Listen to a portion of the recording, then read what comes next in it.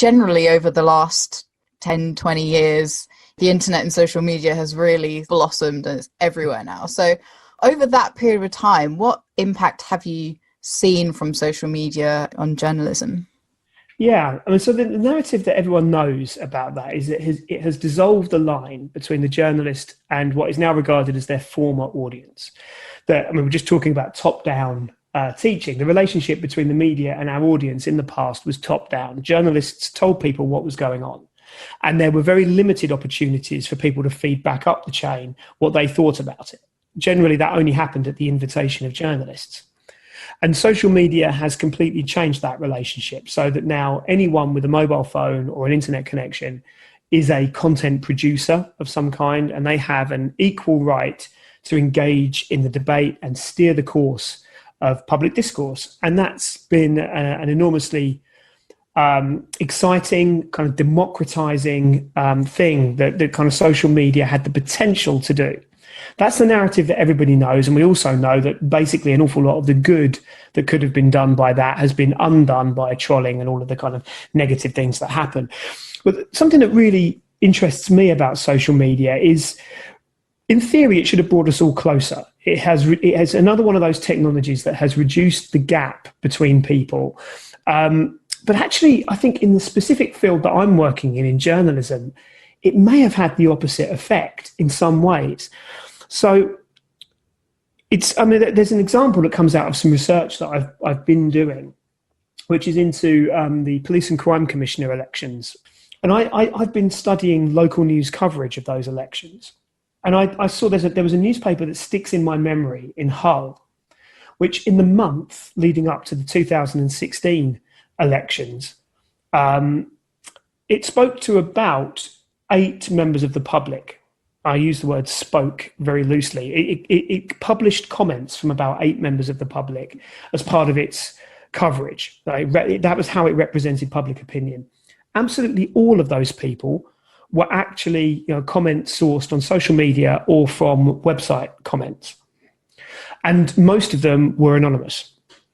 So if you're objectively looking at that, there is no way of knowing that they're real people. There's no way of knowing that they're not campaign kind of operatives who are inserting opinions that are useful to somebody's, one candidate or another, or that they're just trolls. You've got no way of knowing whether they are legitimate opinions of people that live outside that particular police and crime area, so they're not voters in that area. And yet, those are the comments that are representing the entire sum of public opinion in that particular newspaper's circulation area. And the reason was it was convenient. It was convenient for journalists who are increasingly not based in their own communities. They've been moved out into regional hubs, or there are fewer of them, so they can't spend time in the community.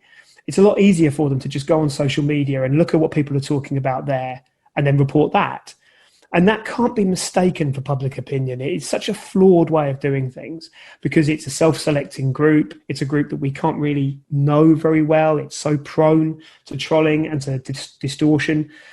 And we're increasingly, as journalists, relying on social media to reflect public opinion. And I think that actually distances us from our communities. It actually takes us away. It distorts what public opinion looks like in the media. And I think that's very dangerous. So I think it actually might be just in some circumstances having the opposite effect to what everyone thought it might have when we first started out and when Twitter and Facebook and everything were just getting going. Yeah, and I think you see that nowadays, and you've seen people be, I guess, more brazen, partly because they're behind a keyboard. There's less sort of accountability, and because people are finding on social media people who think like them and think their views, and then you get all these echo chambers, and that obviously has an effect on news and journalism as well, because then you see different people reporting on different things, and how do you sort of restore public trust in that if journalists are not as connected with their communities, but they're just looking at social media, which is just a plethora of information and opinion and thought.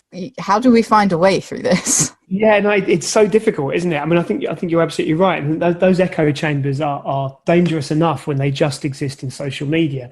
When they become, I mean, basically what that paper in Hull did is it legitimized those opinions by putting them in ink and actually changes the nature. It makes it seem more real.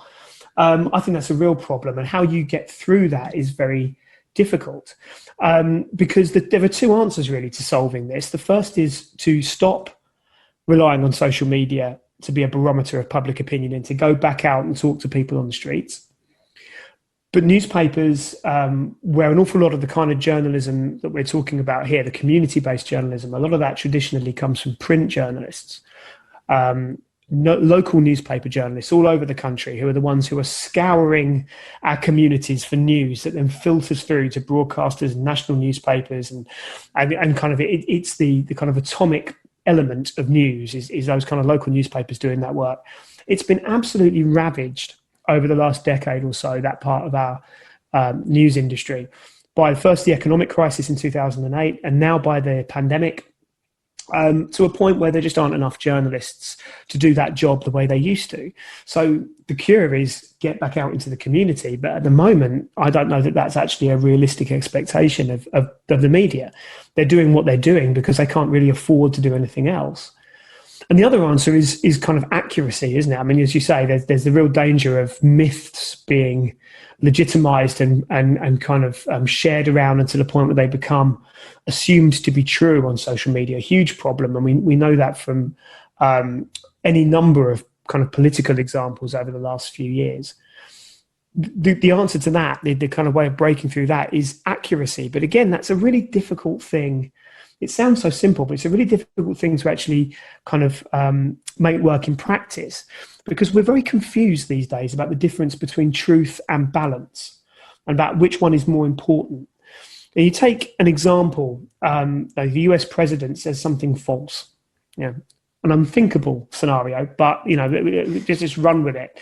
And you've got three options as a media organization. If the US president says something false, you can report what he said on the basis that he's the US president and his words have news value and the public deserve to hear them, regardless of whether or not they're true. And that would seem to have some legitimacy to it. You can report what he said and then find someone else to take the opposite view, which means it's more balanced, but you could be creating a false equivalence. And no matter what person you find to speak against the US president, he's still the US president. So his words are still going to have more weight attached to them in that way. So that's a very tricky thing. Or you can not report what he said at all. But then you're starving your audience of information and opening up yourself to claims of being fake news or biased.